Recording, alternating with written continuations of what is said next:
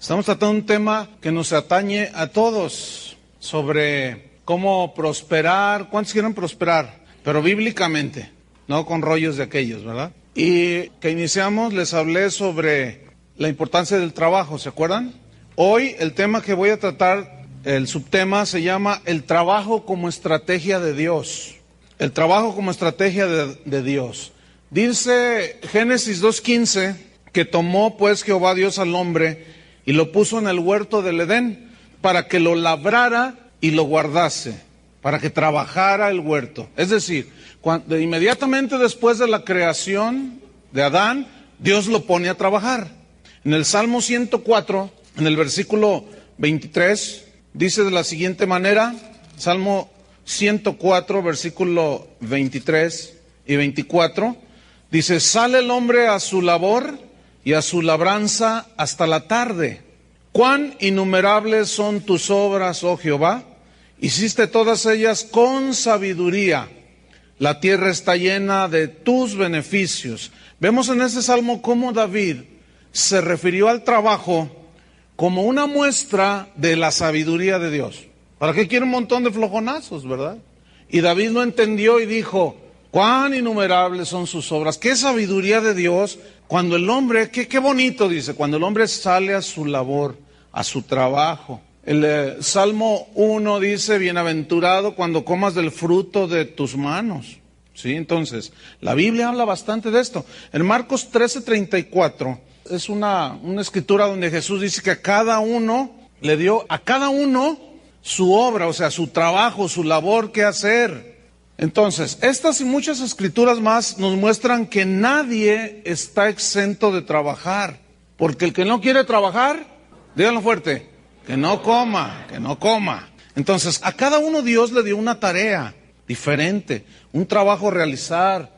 Algunos son doctores, otros son herreros, otros son choferes, otros arquitectos, otros comerciantes, otros empresarios. Otros son empresarios, otros son obreros, otros son vendedores. Miren, todos, absolutamente, a todos Dios nos dio una tarea aquí en el mundo para realizar. ¿Están de acuerdo con eso? Amas de casa, pero todos Dios nos puso a trabajar. Pero quiere que lo hagamos bien.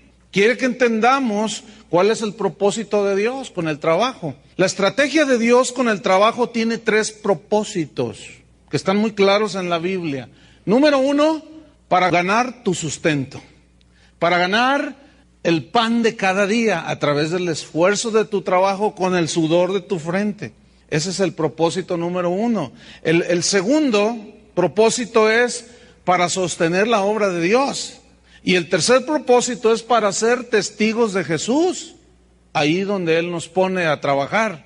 Trabajar nos pone el Señor a trabajar. Él quiere que tengamos el conocimiento y el entendimiento de que es el plan de Dios trabajar, y si lo hacemos con entendimiento de lo que estamos haciendo, va a producir un fuerte impacto en el mundo, o al menos la gente que te rodea. Pero el no cumplir con el plan de Dios en lo que tiene que ver con el trabajo va a producir un impacto negativo. ¿Por qué? Número 1, porque robas a tu familia. Número 2, robas a la obra de Dios. Y número 3, pues cierras la posibilidad, robas la posibilidad de salvación a los que te rodean, que no conocen a Cristo. La base bíblica de lo que acabo de decir está en 3 textos. Primero de Timoteo capítulo 5, versículo 8. Hoy voy a irme un poco más rapidito. Si no lo alcanzan a abrir, pues lo anotan o a ver cómo le hacen. Pónganse a trabajar bien en la Biblia. Primero Timoteo 5:8 dice así: porque si alguno no provee para los suyos, y mayormente para los de su casa, ha negado la fe y es peor que un incrédulo. Malaquías 3:8. Aquí habla del que no suple para su familia, roba a su familia. Malaquías 3:8, este texto es conocido, dice así: ¿robará el hombre a Dios? Pues vosotros me habéis robado y dijisteis: ¿en qué te hemos robado? En vuestros diezmos y ofrendas. Fíjense, roba a la familia lo cual es una injusticia, no participa en el desarrollo de la obra de Dios, entonces roba a Dios, quien no cumple con este plan. Y 2 Tesalonicenses 3, en el versículo 6, segunda carta a los Tesalonicenses capítulo 3, versículo 6, dice: pero os ordenamos, hermanos, en el nombre de nuestro Señor Jesucristo, que os apartéis. Fíjense, incluso Pablo es más drástico, que nos apartemos. ¿De quiénes? De todo hermano. No está hablando de los paganos, de los cristianos. De todo hermano que ande desordenadamente y no según la enseñanza que recibisteis de nosotros. Este andar desordenadamente, ahorita vamos a ver a qué se refiere. Porque vosotros mismos sabéis de qué manera deben imitarnos. Pues nosotros no anduvimos desordenadamente entre vosotros, ni comimos de balde el pan de nadie. En otras palabras, dice Pablo, yo no fui ningún gorrón. Y por ahí dicen que a la gorra no hay quien le corra. Y Pablo dice, yo no fui ningún gorrón. Yo nunca me aproveché, nunca saqué provecho de nadie. Entonces Pablo establece que el que anda así, anda desordenadamente. El que se aprovecha de otros, no trabaja, no suple para las necesidades de él mismo ni de su familia, y va y les quita a otros. Eso es injusto. No se vale en el reino de Dios. Y eso es andar en desorden, según la Biblia. ¿Qué más? Dice, ni comimos el pan de balde de nadie, sino que trabajamos con afán y fatiga día y noche. No quiere decir que no dormía. Está hablando de que él se esforzó en trabajar, en el equilibrio que veíamos la semana pasada, para no ser gravosos a ninguno de vosotros. Versículo 9. No porque no tuviésemos derecho, sino para daros nosotros mismos un ejemplo para que nos imitaseis. ¿Un ejemplo de qué? De trabajo. ¿Están comprendiendo? Un ejemplo de diligencia en el trabajo, de cumplir con las responsabilidades. Versículo 10, porque también cuando estábamos con vosotros, os ordenábamos esto: si alguno no quiere trabajar, tampoco coma. Porque oímos que algunos de entre vosotros andan desordenadamente, no trabajando en nada, o como que le hacen que trabajan. No trabajando en nada, sino entrometiéndose en lo ajeno. Ese entrometiéndose en lo ajeno es en la provisión que le da Dios a otra familia, y llega el entrometido y con lisonjas y le pone carita de fíjate que, y préstame, y no tengo, y dame, y ahí andan. Y la Biblia dice, no, esos son desordenados y tienen que meterse en el orden. Dice en el versículo 12, a los tales mandamos, ¿qué más? Y exhortamos por nuestro Señor Jesucristo, que trabajando sosegadamente, diligentemente, ¿qué? Coman su propio pan. Aquí no hay los que se entremeten en lo ajeno. Hay 2 que 3, pero bueno. Entonces fíjense, dice en el versículo 13, y vosotros hermanos, no os canséis de hacer el bien. Es decir, hagan el bien, ¿cómo? Trabajando. Ese es el plan que Dios ha diseñado. Hay 2 ejemplos bíblicos, hay muchos, pero les voy a mencionar 2, de trabajo y de generosidad.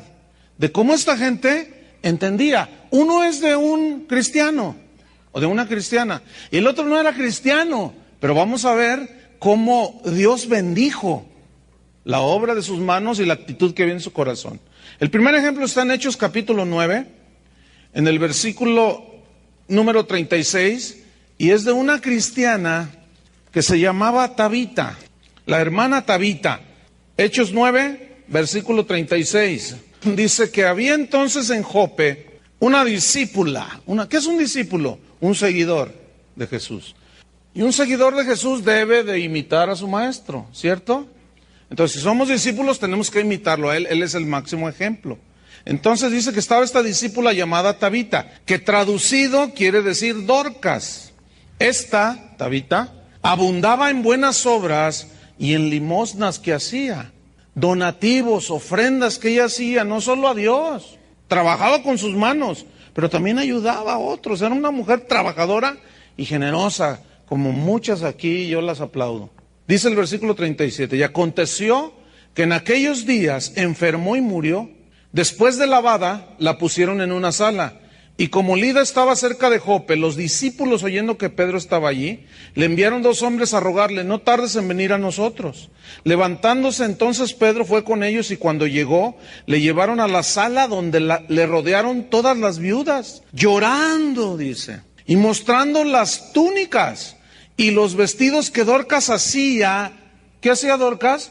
Era una costurera, era una trabajadora que no se le cerró el mundo. Dice que las viudas la rodeaban, posiblemente, no dice la Biblia, pero posiblemente ella era una viuda que había perdido el sustento de su marido al morir, pero ella no se le cerró el mundo, ella era discípula de Jesús, y ella sabía que Dios le iba a dar un trabajo, y se puso a coser, y hacía vestidos, y hacía cosas allí que ella, túnicas y vestidos que ella hacía cuando estaba con ellas. Entonces sacando a todos, Pedro se puso de rodillas, lloró, y volviéndose al cuerpo dijo, Tabita, levántate. Y ella abrió los ojos, y al ver a Pedro se incorporó, y él dándole la mano la levantó. Entonces, llamando a los santos y a las viudas, la presentó viva. Esto fue notorio en toda Jope, y muchos creyeron en el Señor. Algunos que se mueren, me imagino que de esos que andan desordenados, no, ahí déjalo, ya, que se vaya con el Señor. Esta sí era trabajadora, y que el Señor haga un milagro.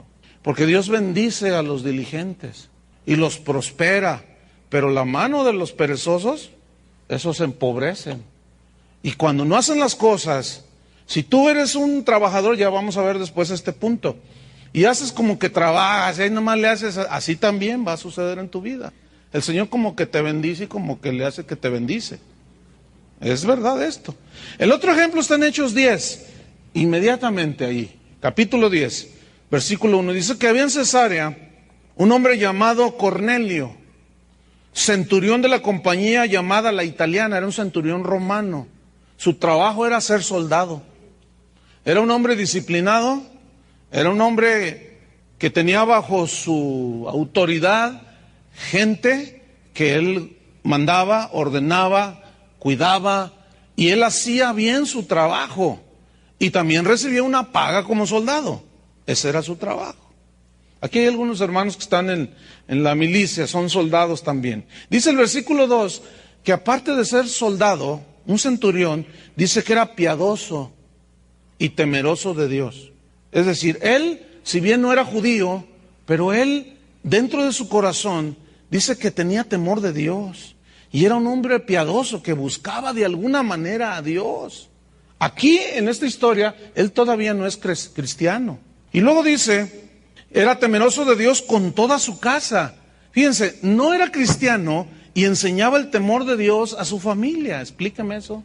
Porque Dios ha puesto en la conciencia de los hombres y en el corazón eternidad. Y de alguna manera él sabía que había un Dios. Pero ¿qué más hacía este hombre? Y que hacía muchas limosnas al pueblo. Y oraba a Dios siempre. Al Dios que no conocía, oraba. Dice en el versículo 3, este vio claramente en una visión, como a la hora 9 del día, que un ángel de Dios entraba donde él estaba y le decía, Cornelio. Y él mirándole fijamente y atemorizado, por supuesto, imagínense, dijo, ¿qué es, Señor? Y le dijo, tus oraciones y tus limosnas han subido para memoria delante de Dios. Era un hombre que llegó a estar en autoridad y está registrado en la Biblia como un hombre que cumplía en su trabajo. Y Dios lo bendijo. Fíjate, él dice la Biblia que las oraciones, su generosidad, llegó hasta Dios. Pero ¿cómo él iba a dar si flojeaba en el trabajo? ¿Cómo él iba a ser generoso si él no ponía todo su esfuerzo en lo que él hacía? Entonces vemos estos y muchos ejemplos más de cómo la estrategia de Dios para nosotros es el trabajo. Ahora vamos a adentrarnos un poco más. Vamos a Daniel, capítulo 9. Vamos al profeta Daniel, en el capítulo 9, en el versículo número 23. Daniel 9:23. Dice así, al principio de tus ruegos fue dada la orden, y yo he venido para enseñártela, porque tú eres muy amado. Aquí tiene una visión de un ángel, Dice, tú eres muy amado, amado de Dios, por supuesto. Entiende pues la orden y entiende la visión, porque le estaba dando revelación de los acontecimientos de los días finales. Pero lo que yo quiero subrayar es lo siguiente. La visión que él estaba teniendo, el mensaje de Dios era, tú eres muy amado. Pues tú también eres muy amado, ¿no es cierto? De tal manera amó Dios al mundo, y tú estás en el mundo, estamos aquí en la tierra y todos somos amados de Dios. Ok, subrayen eso. Ahora di, yo soy amado de Dios. Porque esa frase va a ser muy importante. Ahora, capítulo 10 de Daniel, versículo 11. Y me dijo, Daniel, varón muy amado. Aquí enfatiza un poco más. Daniel, varón muy amado, está atento a las palabras que te hablaré y ponte en pie, porque a ti he sido enviado ahora. Mientras hablaba esto conmigo, me puse en pie temblando. Pero otra vez el mensaje, el ángel le dice, Daniel, muy amado. Y vamos al versículo 19. 3 veces le dice, y me dijo, muy amado, no temas. La paz sea contigo, esfuérzate y aliéntate. Y mientras él me hablaba, recobré las fuerzas y dije, hable mi Señor, porque me has fortalecido. Si ustedes notan, en esos 3 textos aparece la frase, primero, amado, después, muy amado, después, muy amado, y no temas. ¿Por qué Dios le dijo todo? ¿Por qué le decía, mira, le repitió 3 veces con el propósito de que el temor se fuera de la vida de Daniel por lo que él estaba pasando o iba a pasar? Ahora bien, ¿qué pasó con Daniel? Dice aquí el mismo libro de Daniel que él fue llevado cautivo, ¿se acuerdan? ¿A dónde fue llevado cautivo? A Babilonia. Y ahí, en Babilonia, fue puesto a trabajar en la corte del rey, ¿cierto? Ahí Dios lo llevó. Bien, aquí hay una reflexión que quiero yo, a manera de una reflexión y que usted piense esto. Ok, Dios lo ama mucho, es el propósito de Dios el trabajo, pero ¿por qué Dios permitió que fuera llevado cautivo Daniel y trabajara en la misma corte del rey? Parece algo contradictorio de parte de Dios que Él llame a sus hijos a vivir una vida santa, apartada del pecado, y luego nos ponga a trabajar en un ambiente pagano. ¿No les parece algo como contradictorio? Dice, tú eres mi hijo, eres muy amado, y luego nos pone a trabajar en un lugar rodeado de gente horrible por cómo viven, llenas de pecado. Parece una contradicción. Eres muy amado. La mayoría de las ocupaciones, digo la mayoría porque hay ocupaciones que no son legítimas, pero la mayoría de las ocupaciones laborales son legítimas, la mayoría, la gran mayoría. Pero el ambiente en esos lugares de trabajo es tan corrupto que muchos cristianos se confunden en su mente. Y al no entender que es el plan de Dios que tú trabajes para que ganes tu sustento, para que apoyes la obra de Dios y seas luz. ¿Qué no dijo Jesús que éramos la luz del mundo? ¿Luz para quién? Para las tinieblas. Y si nos apartamos, entonces ¿cómo vamos a hacer luz? Y ahí es donde muchos cristianos se confunden acá, en su mente. No saben ubicar las cosas y luego piden oración y dicen, pastor, ore por mí para que Dios me saque de ese trabajo. Porque mis compañeros, mire, uno es un seguidor de Walter Mercado. Otra es una señora tan loca, se acuesta con todos ahí. Y a mí ya se me insinuó, fuman marihuana. Son adúlteros, hay 2 homosexuales, hay 3 lesbianas. Pastor, ore por mí para que Dios me dé otro trabajo. Y yo siempre les digo, no voy a orar por ti para que Dios te dé otro trabajo. Ahí te puso Dios. Y no lo entienden. ¿Para qué quieres que ore, que te dé otro trabajo si te va a meter en otro lugar donde la gente es igual? Mejor quédate allí.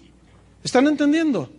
Entonces, mientras no comprendamos el plan de Dios, no vamos a cumplir con inteligencia y sabiduría lo que Dios ha diseñado. Entonces, no se confundan, hermanos. Es fácilmente comprensible que en cualquier centro de trabajo, en el que sea, en el taller más sencillo, en la fábrica más grande, en la empresa más de más renombre, donde sea. En el hospital más sencillo, donde van los ricos, los que tienen para pagar millones de pesos cuando les da gripe. Pero en cualquier centro de trabajo el nombre de Dios se toma en vano, ¿no es cierto? En cualquier centro de trabajo se cuentan chistes obscenos. En cualquier centro de trabajo el robo, la mentira, son comunes. Son comunes. Es normal. Las mujeres se visten provocativas en todos lugares. Y a veces vienen a la iglesia así, pero eso es otra cosa. El adulterio es muy normal. Oye, ¿supiste que se metió aquel con aquella? ¡Ay! El homosexualismo, el lesbianismo, es tan natural ya. Eso está en todos lados, hermanos. La infidelidad, el egoísmo, todo lo peor está en todos lados, porque todo eso lo trae la gente. Y donde tú trabajas, hay gente. Entonces necesitas entender el propósito de Dios. Muchos cristianos, al no entender el propósito de Dios, son cristianos bien intencionados, pero equivocados, porque al no entender el plan de Dios, que Dios precisamente nos envía allí para hacer luz, para ganar el sustento, número uno, para apoyar la obra de Dios también, con lo que obtenemos de ganancia o de paga, y luego para hacer luz a los demás. Y muchos cristianos, al no entender, empiezan a cristianizar todo.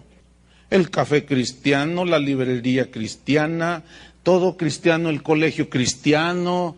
Empiezan a cristianizar todo. ¿Por qué? Porque, pues para que... Yo los he escuchado, ¿no? Cuando dicen, y a veces hay algunos hermanitos bien intencionados, pastor, fíjese que Dios me puso en el corazón poner un restaurante cristiano. Oh, qué suave, ¿no? Yo ya sé por dónde va. Es que, mire, uno llega a los restaurantes y hay de todo. Y no, dice. Y Dios me puso en mi corazón, me habló claramente en un sueño. Me dijo que pusiera un restaurante cristiano. Así, ¿y qué vas a hacer en el restaurante cristiano? Pues mire, el propósito es para que los hermanos pues no vayan al McDonald's ni a ningún lugar de esos. Y que vayan ahí y en un ambiente cristiano, y Chuy García ahí con su guitarra, cantando, y luego Julio le hace segunda acá. Y pues un ambiente así bonito. Le digo, oye, ¿y si un día va uno que no es cristiano y fuma? Pues ¿no lo vas a dejar entrar? Te van a decir que lo estás discriminando. No, es un rollo, hermanos. ¿Cuál restaurante cristiano ni qué nada? Cálmense. Cálmense. ¿Qué es eso? Eso son muy bien intencionados. Pero ese no es el plan de Dios, hermano. Ese no es el plan de Dios. ¿Qué dice la Biblia? A mí me interesa lo que dice la Biblia respecto a esto, ¿no es cierto? Bueno, vamos a ver, Santiago 1:27. Este asunto de querer cristianizar todo, bueno, finalizando el primer siglo, comenzó esta distorsión de tratar de cristianizar todo. Santiago 1:27, al no entender el propósito de Dios, gente bien intencionada pensaban que apartarse del mundo era irse a la montaña. Y así fue como algunos se alejaban de la civilización, se trepaban en un árbol, y así fue como salieron los monasterios, pensando que así se apartaban del mundo, pero nunca entendieron que el mundo se lleva en el corazón. En fin, Santiago 1:27, vamos a ver qué dice la Biblia. Dice, la religión pura y sin mácula delante de Dios el Padre es esta. Fíjense qué simple. Visitar a los huérfanos y a las viudas en sus tribulaciones y guardarse sin mancha del mundo. ¿Se acuerdan que Jesús les dijo, en el mundo tendrán aflicciones? Ustedes están en el mundo, pero no son del mundo. ¿Entienden eso? Entonces, ¿por qué ese espíritu de escapismo? No, los escapistas más extraordinarios que hay son los cristianos. Porque decimos, Dios me dijo el café cristiano, la empresa cristiana. ¿Y a quién le vas a vender? ¿A puros cristianos? Somos re poquitos aquí en Guadalajara, vas a quebrar. Entonces, no. Fíjate, guardarse sin mancha del mundo. ¿Qué significa esto? Que estamos en el mundo, pero que podemos estar sin mancha, sin contaminarnos. Este es el punto, hermanos. No vas a lograrlo huyendo, saliendo de la realidad, no. Dios te puso allí para que seas luz. Repitan todos, Dios me puso donde estoy trabajando para hacer luz ahí. Aunque sea de 15 watts, pero un poquito de luz. Porque hay algunos que usan muy poquito, pero bueno. Juan 17:15. El otro día me dice mi esposa, cámbiame el foco ahí de la estufa, porque lo prendes y no usa nada. Entonces lo saqué y lo limpié, tenía un poco de grasita, le dije, está un poco empañadito, le dije, no, mira, sí va a dar mucha luz, y lo limpié y todo, y ya lo metí, y le prendí, no, hombre, igual la lucecita, y luego ya lo vi, decía 10 watts, y yo dije, no, sí, hay muchos cristianos de 10 watts, que alusan a penir, pues una lucecita aunque sea ahí. Dice mi esposa, no, ponme uno de 100. Que haya cristianos de 100 watts. ¿Cuántos quieren ser de 100 watts? Hay algunos que son de 500, hay algunos que son tremendos, hermano. Juan 17, versículo 15. ¿Qué dice allí? Dice así, no ruego, está orando Jesús al Padre, no ruego que los quites del mundo, ¿ya ven? Fíjense, cada vez que un cristiano viene a pedir oración para que el Señor lo quite donde está, es antibíblico eso. Está haciendo una petición que nunca se la va a contestar el Señor. Por supuesto, habrá excepciones, porque Dios tiene planes para cada uno, pero su voluntad perfecta es esa. No ruego que los quites del mundo, pero sí ruego que los guardes del mal que hay en el mundo, ¿entienden? Entonces, ¿es la voluntad de Dios que yo esté allí donde yo trabajo? Es la voluntad de Dios que estés ahí. Ay, hermano, pero usted no sabe cómo son. No me interesa saber cómo son. Lo único que entiendo es que es gente como cualquiera. No tienen a Dios. Tú sí tienes a Dios. Sé luz, trabaja con ganas. Puedes llegar a ser jefe. Y ya como jefe es otra cosa. Porque el jefe manda, ¿no? Digo, no los vas a obligar allí, pero oigan, ¿qué les parece si hacemos una oración para que Dios nos dé fuerza? Y todos, ahí ya empiezan todos. ¿Se han fijado? No sé cuánto les ha pasado eso. Empiezan, oiga, ¿de qué religión es? No, pues de ninguna. ¿O no crees en Dios? Pues sí, pues vamos a pedirle a Dios, ¿no? Pues sí. Y ya oran. Entonces, es la voluntad de Dios que estés allí, hermano. 1 Corintios 5. Fíjate, los corintios eran como muchos, hermanitos, actualmente. 1 Corintios capítulo 5, en el versículo 9. Los corintios no habían entendido esto. Y Pablo les tiene que escribir y les aclara y les dice, os he escrito por carta, para que no os juntéis con los fornicarios. Pero luego él les aclara, versículo 10. Miren, ¿me entendieron mal? Yo les escribí para que no se junten con los fornicarios, pero no absolutamente con los fornicarios de este mundo, o con los avaros, o con los ladrones, o con los idólatras, pues en tal caso es necesario salir del mundo. ¿Entendieron mal? Mire, hay pastores que le dicen a la gente, aléjate, aléjate. No les hables a tus compañeros de trabajo. Tú llega, haz tu trabajo y salte. Eso no es lo que dice la Biblia, ¿cierto? Hay muchas cosas que se pueden hablar. Cuando yo empezaba a evangelizar a mi familia, que son de San Luis Potosí, en la mañana les contaba a los estudiantes de la escuela bíblica que tengo una tía que es de esas que cantan, bailan, hacen bailar, toman, fuman, de todo. Tremenda la tía. Entonces, yo ya les había compartido en otras ocasiones y llegué a una fiesta familiar hace años de esto. Entonces cuando yo entro y me ve la tía, dice, ¡ah, ya vino el sobrino! Le hizo así, porque estaba baile y baile, ¿no? Dice, ya nos aguadaste la fiesta, sobrino. Yo le dije, tía, por favor, tome todo lo que quiera, fume todo lo que quiera, brinque todo lo que quiera. Pues ¿yo qué? No, es que no puedo, viéndote. Le digo, bueno, pero ¿yo qué? ¿Le prohíbo yo? ¿Qué? No, sobrino, ya nos aguadaste la fiesta. Y se sentó. Y yo convivía con la familia y estaba la fiesta allí. Y llegaba el otro tío, échale, don Pedro, échale, don Pedro. No, está bien así, tío, con eso. O sea, miren, hermanos, podemos convivir con la familia, pero lo que pasa es que se enojan algunos de los otros. Y luego tú te enojas y empiezas, pues vete al infierno. Y pues ya se pelea ahí la cosa. No, es la familia, hermanos. No podemos apartarnos de ellos. Fíjense, hay pastores que aconsejan que no vayan al funeral de la abuela. Si era la matriarca, ¿cómo no van a ir? Pero es que hay ídolos ahí. ¿Qué? Los ídolos no son nada. Ustedes ya llevan a Cristo en su corazón y no se van a ir a postrar ante nada. Y hay hay pastores, ministros, líderes que enseñan mal a la gente, hermanos. Y mal entienden el significado de apartarse del mundo. Entonces Jesús dice, no te ruego que los quites del mundo, sino que los guardes del mal que está en el mundo. Y debemos de confiar en esa oración de Jesús, porque la hizo a favor nuestro. Amén. Entonces Pablo les aclara a los corintios, no, miren, yo ciertamente les dije así, pero no. Más bien, dice en el versículo 11, más bien yo les escribí, es al revés, ustedes lo entendieron al revés. Más bien yo les escribí que no se junten con ninguno que...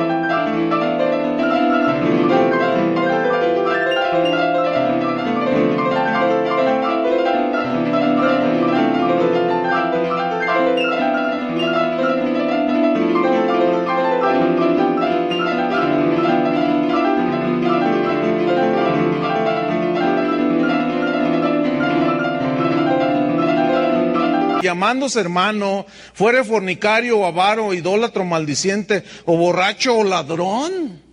Hay muchas formas de robar, ¿eh? Hay formas cristianas de robar. ¿Formas cristianas de robar? Sí. Oye, hermano, el Señor me dijo que, pues usted me va a bendecir. Mira. Dice, no, más bien yo les escribí que no se junten con ninguno que llamándose hermano fuera esto. Y todavía es más drástico, Pablo, aquí sí. Con el tal, ni aún comáis. Porque es indigno que alguien que se llame cristiano viva de esa manera. Entonces, ¿estamos captando el mensaje? Ok. Los cristianos entonces, salud, somos enviados al mundo. ¿A dónde somos enviados? Al mundo. No somos enviados a un lugar santo, un lugar donde todo así bien bonito y pura música cristiana. Hombre, a veces hay una música horripilante. Miren, antes de trabajar en el ministerio, porque es un trabajo, ¿eh? Hay algunos que dicen, los pastores no trabajan, ¿no trabajamos? Bueno, hay algunos que no. Se levantan a las 12 del día, de veras da vergüenza, pero hay de todo en la viña del Señor.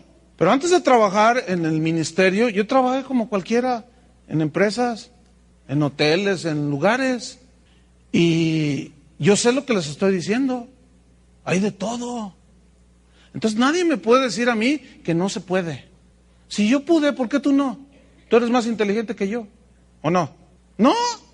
Ustedes son más inteligentes que yo.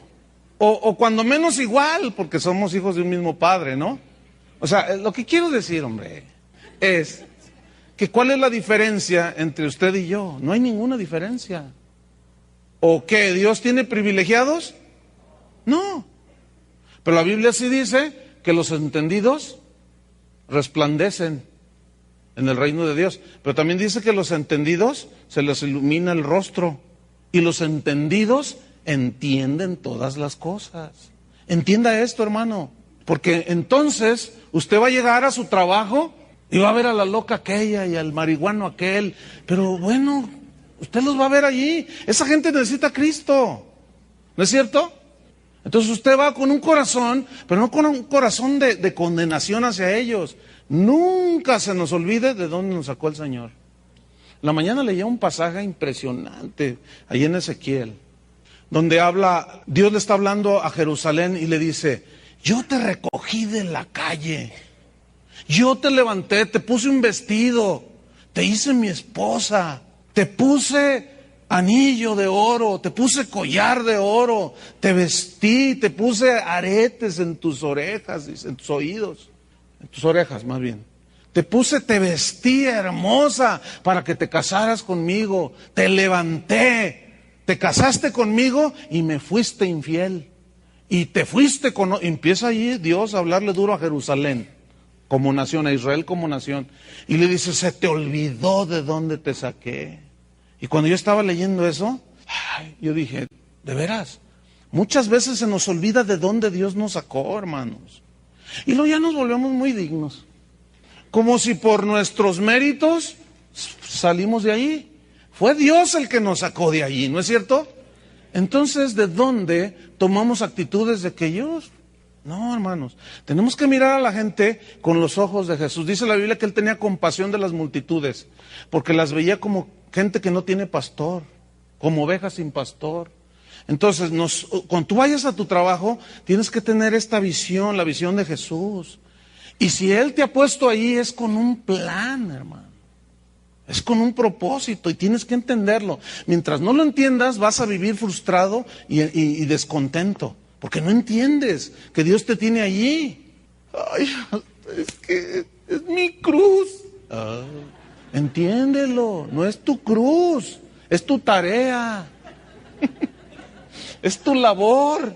Porque, y luego más como están ahorita los trabajos tan escasos, no es para que andes ahí en uno y luego en otro, buscando el lugar ideal, donde nadie diga una mala palabra, y luego, como las cosas están poniendo cada vez peor. Antes, fíjate, yo recuerdo que entraba a algún supermercado, como Gigante, Walmart y eso, y los empleados, bien amables, y ahora enfrente de ti, dicen cada barrabasada, ya no hay nada. ¿Y qué? ¿Ya no hay que ir a comprar la leche ahí? Bueno, pues tú entras y compras tu mandado y oyes todo aquello. Ahora estás en...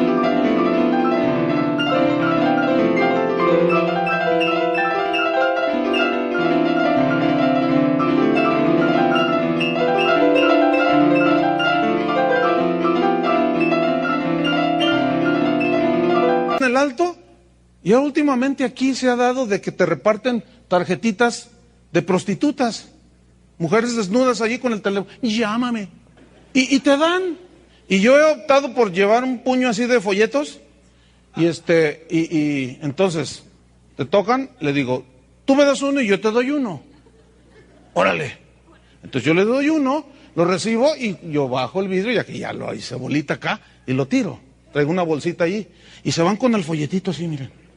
Como están mejor que sus tarjetitas esas, se van así y se sientan. Yo los he visto y están leyendo el folleto. Pero ya ahorita es por todos lados, hermano. Hasta en la televisión. Ahora mientras más palabrotas dices, es mejor. Es de moda. No, las cosas están peor. Pero hermanos, podemos estar en el mundo y Dios nos puede guardar sin mancha. ¿Cuántos lo creen? Debemos de creer eso. Finalizamos el tema. Entonces, los cristianos somos enviados al mundo, no a un lugar santo, seguro, no. Y todavía, Dios nos pone mínimo 8 horas allí, diarias, en el trabajo. Con 3 propósitos. Número 1, ganar tu sustento. Número 2, obtener recursos para apoyar la obra de Dios. Y número 3, ser luz y testimonio a los demás. Mientras no entiendas esto, tú vas a ser una persona, un cristiano insatisfecho, frustrado, gruñón y sangrón. Porque vas a ser esos cristianos pesados, que no entienden las cosas. 3 versículos y nos vamos. Juan 16:33. Juan 16, versículo 33. Dice así: estas cosas os he hablado, fíjate, estas cosas os he hablado, para que en mí tengáis paz. En Cristo tengamos paz. Ahora, yo quiero que vean el contraste que usa Jesús. En el mundo tendréis aflicciones. ¿En el mundo qué vamos a tener? Digo, Jesús no nos engañó, nunca nos mintió, nunca nos echó una mentira, engañándonos de que, como algunos cristianos, usted no predique, por el amor de Dios, no predique así. Si te conviertes, todos tus problemas se te van a arreglar. No es cierto. Eso es a largo plazo. Y al decirle a la gente, todos tus problemas se te van a solucionar, se convierten y se pone la cosa color de hormiga. ¿Se han fijado? Y luego te dice, pues no, que se me iba a arreglar todo. Está peor la cosa. Me engañaste. No. Lo que hay que compartir y hablarles es la salvación de su alma, para que se salven de la condenación. Y ya en el desarrollo de su vida cristiana, a los que tú vayas ganando, tú los vas enseñando. Porque luego vienen los primeros ataques de la familia, porque se convirtieron y eso provoca aflicción y provoca sufrimiento en los cristianos. Y hay que ayudarles a que salgan de estos. Pero tenemos que ser inteligentes. Según Jesús aquí, dice que sin duda en el mundo tendremos aflicción. Pero luego él dice menciona un verbo muy importante: confiad, confíen, que yo he vencido al mundo. ¿Y quién vive dentro de ti? Cristo. Y si Cristo vive dentro de ti, Él nos ha dado la capacidad, puesto que vive el Espíritu Santo en nosotros, de vencer ¿a quién? Al mundo, hermano. Vencer al mundo. 1 Juan 5:4. 2 textos y nos vamos. 1 Juan 5:4. Se los leo. Dice así: porque todo el que es nacido de Dios vence al mundo. Si tú eres nacido de Dios y la naturaleza de Dios está en ti, si tú has nacido de nuevo, ya has arrepentido, has lavado tus pecados en la sangre del Cordero, dice la Biblia que los hijos de Dios, los que están en Cristo, nueva criatura son. Pablo decía que vamos de gloria en gloria. Y aquí dice que todo el que es nacido de Dios, ¿qué? Vence al mundo. Y esa es la victoria que ha vencido al mundo: nuestra fe. ¿Quién es el que vence al mundo? Sino el que cree que Jesús es el Hijo de Dios. ¿Cuántos creen? Tú puedes vencer. No huyas, cobarde. Quédate allí, con entendimiento. Pídele a Dios cada día. Antes de irse al trabajo necesitan fortalecerse en el Señor y en el poder de su fuerza. Señor, ayúdame a aguantar a este. Sí. Y luego más cuando saben que eres cristiano, ya empezaste, empiezan a tirarte duro.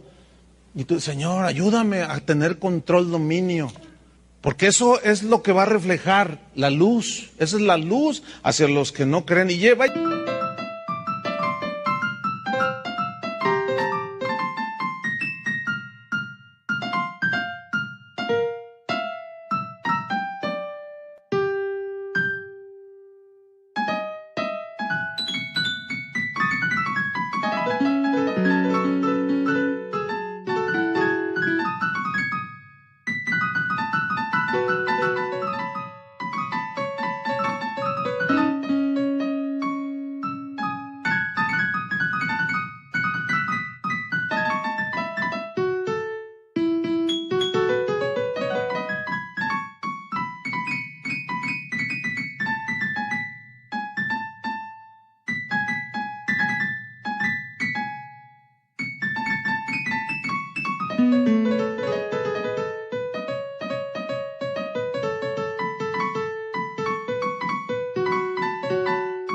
Llegar un momento, miren, como en la fiesta esa que les decía de mis tíos, ya que estaban todos borrachos, se me empezaban a acercar uno a uno. Y llegó un tío y, oye, sobrino, decía, oye, sobrino, mira, yo sé que tú estás cerquita de Dios, me decía. Yo sé que Dios a ti sí te oye, pídele a Dios por mí, ¿no? Claro que sí. Es más, véngase para acá. Y me lo llevaba por ahí y lo vamos a orar. Y lo oraba con él. Y luego todos los demás ahí viendo, ¿no? Luego al rato la tía esa borracha venía, ¿no? Oye, sobrino, no, pues discúlpame, te evidencié ahí. No, tía, yo no me ofendo por eso. No, es que mira, la verdad es que yo lo hago porque quiero desahogarme. Pues yo sé que tú tienes algo para... Ya ven, y al rato, y no, yo dentro de mí no, que no. De veras. Y así se han convertido muchos, hermano. Finalmente, Daniel 1:8. ¿Se acuerdan cómo era Daniel? Muy amado. ¿Se acuerdan a dónde Dios lo llevó? A Babilonia, cautivo, y lo puso en la corte del rey, a trabajar. Fíjate lo que dice Daniel. Vamos al versículo 1, dice: en el año tercero del reinado de Joacim, rey de Judá, vino Nabucodonosor, rey de Babilonia, a Jerusalén y la sitió. Ahí está. Y ahí estaba dentro el muy amado, era un jovencito, como ustedes. Y dice el versículo 2, y el Señor entregó en sus manos a Joacim, rey de Judá. Él lo entregó a un rey pagano, a Nabucodonosor, babilónico. Y parte de los utensilios de la casa de Dios y los trajo a tierra de Sinar, a la casa de su Dios. Y colocó los utensilios en la casa del tesoro de su Dios.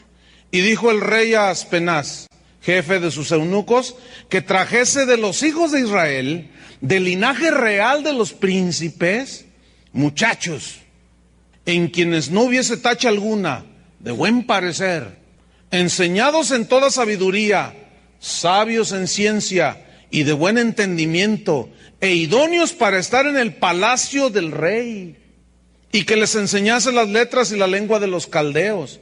Y les señaló el rey ración para cada día de la provisión de la comida del rey, y del vino que él bebía, y que los criase 3 años, para que al fin de ellos se presentasen delante del rey. ¿Para qué? ¿Nomás para estar así? No, para servir en la corte del rey, para trabajar en la corte del rey. Versículo 6.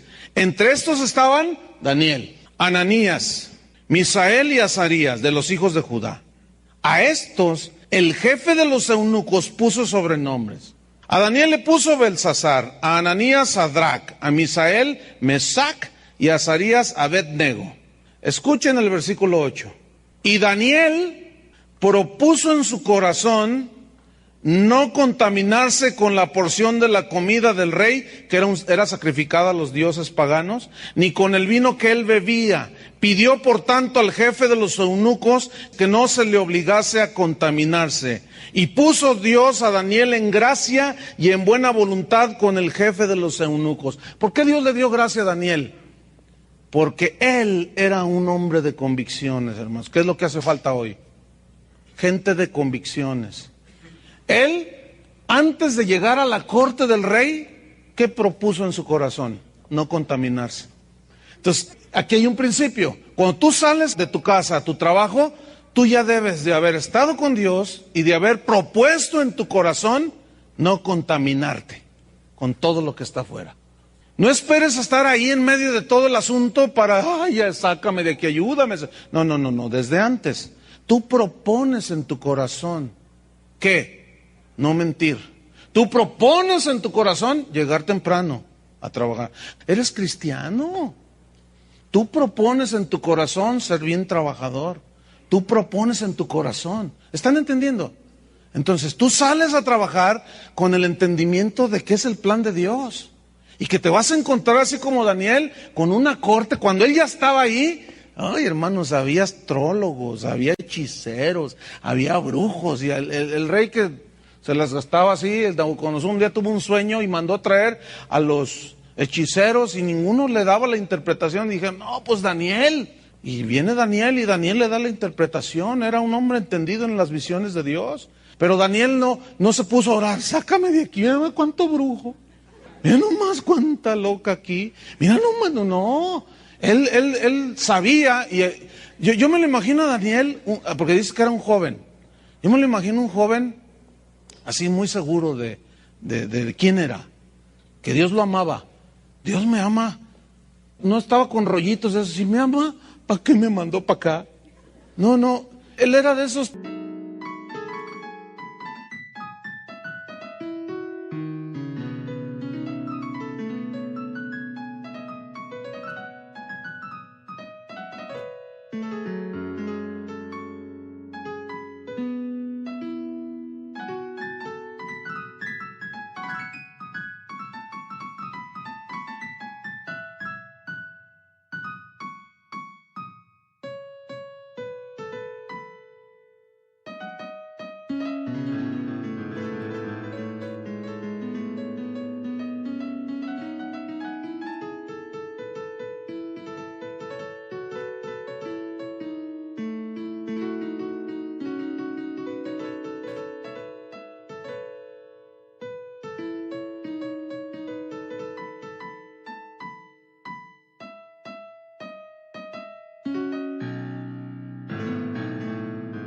de ese tipo de creyentes en Dios que decían, bueno, si Dios está permitiendo esto, es porque tiene un plan. No lo entiendo ahorita, pero lo voy a entender después.